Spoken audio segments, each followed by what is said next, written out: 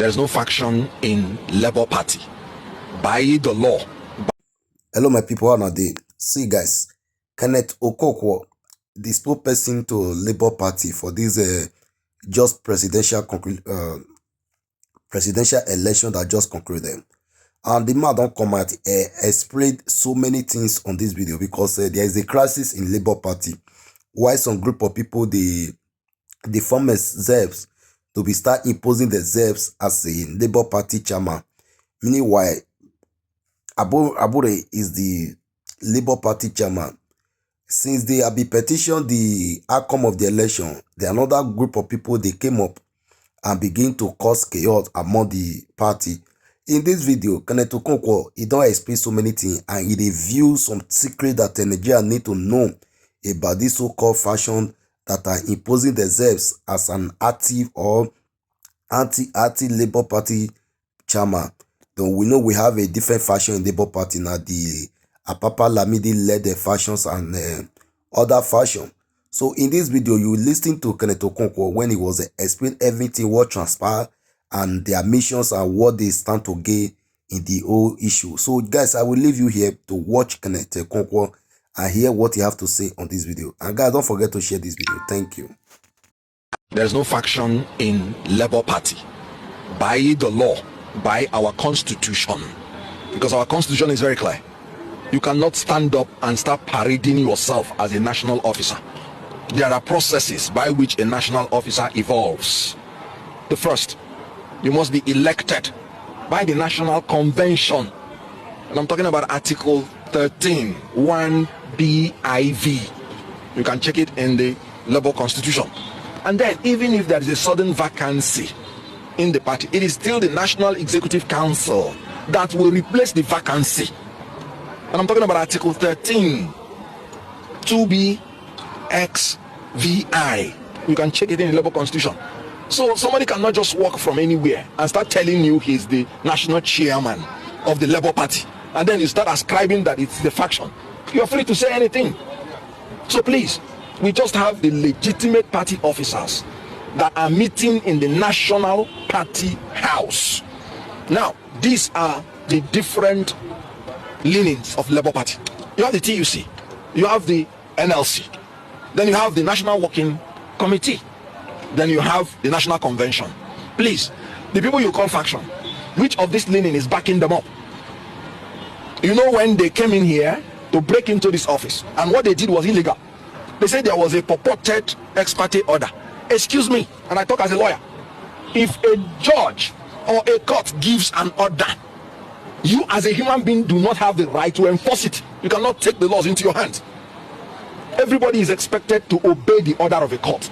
If the people that are concerned do not obey the order, you go back to court for court to enforce their order.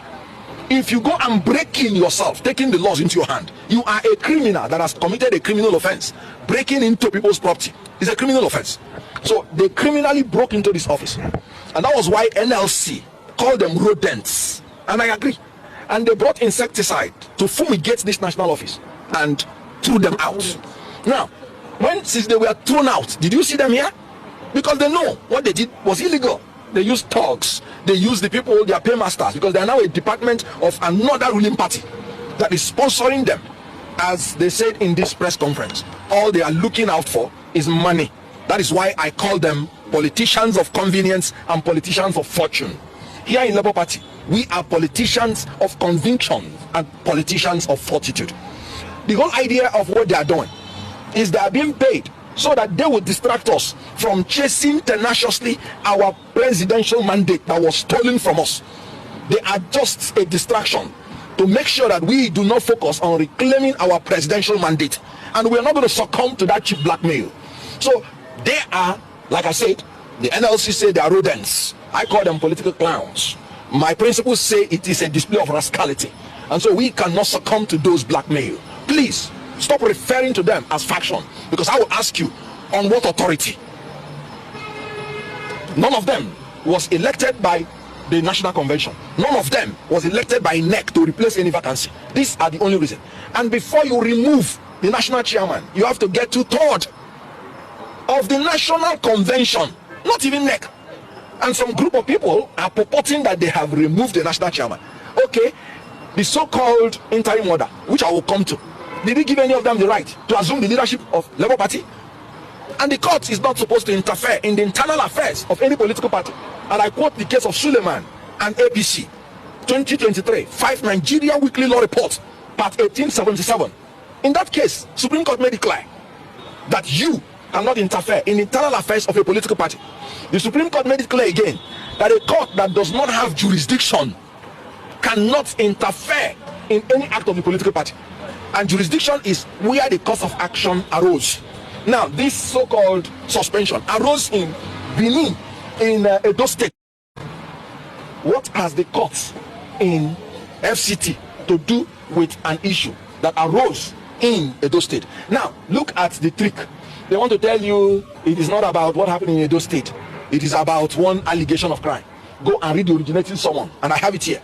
The first paragraph was talking about what happened in Edo State.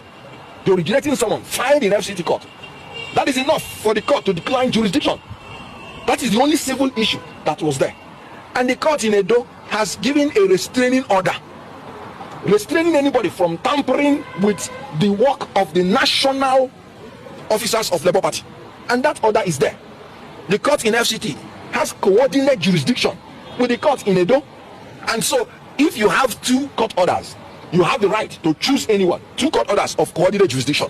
You have the right to choose anyone that you would want to obey, especially when you know that one obviously has no jurisdiction.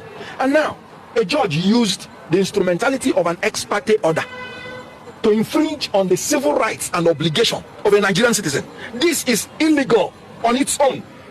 An ex parte order is the order of a court on the application of a party without notice to the other party. So it is an order you get without hearing from the other party. You and I know that the law is that you cannot punish any Nigerian citizen unheard. It's against fair hearing. Section 36 makes it a fundamental human right that every Nigerian citizen is entitled to be heard before his civil rights and obligation is tampered with. Section 36, subsection 1. Then section 36, subsection 5 made it clear. When a Nigerian is charged with a criminal offense, he is presumed innocent until he is proved guilty. But look at a court using an ex parte order to condemn a Nigerian, to punish a Nigerian when you have not even heard from him. That is legal blasphemy. So the issue here is that is an abuse of ex parte order, which Supreme Court has been hammering on. If you want to use ex parte order, you use it sparingly to defend an applicant from an injury of a grave nature, from an irreparable damage that will happen to him before you hear the other party. I'll give you an example. Government wants to demolish your property, and you know they've not given you notice, and you know they don't have any right to do it. They just want to victimize you. You have the power to go to court and get an ex parte order to stop the government from destroying your property, because if they destroy it, it will be an irreparable damage to you, and it has to be so urgent that the government wants to do it within 7 days, meaning the court will not have the opportunity to hear them before they do it. That is when you use ex parte order. But in this case, the judge used an ex parte order to cut off the head of a human being. A political party is a human being recognized by law, and the national chairman is the head of a political party.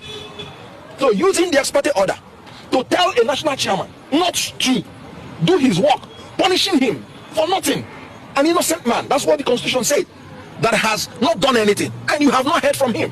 Now let me tell you another very funny thing. The police purported reports which they are parading, which they annexed. The police itself say is a gossip, and nobody should use it. A gossip is a casual report about people, detailing information about them which have not been confirmed to be true. So the police itself say in the police report, and I'm talking about paragraph 5 of it, he said, please, this is for information only. Nobody should use these reports. The police even say they will not be held liable if anybody uses this report.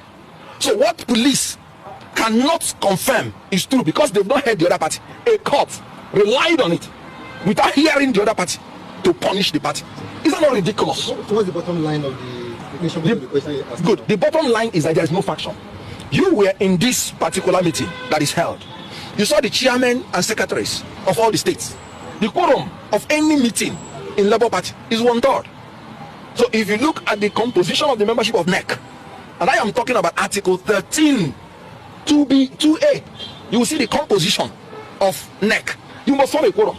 If you don't have the chairman and the secretaries, you don't have, you saw the National Working Committee.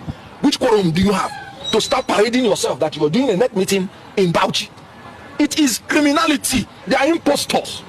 They are not members of this party. They've been expelled by the legitimate authority, NEC, the ones that were there before. So on what basis are they doing that so-called NEC in Bauchi? Like I said, you saw the people here physically. The chairman of chairmen talked. So on what basis? So please, that is a show of impunity, criminality, illegality, corruption, and they are doing it to satisfy their paymasters, just to distract us.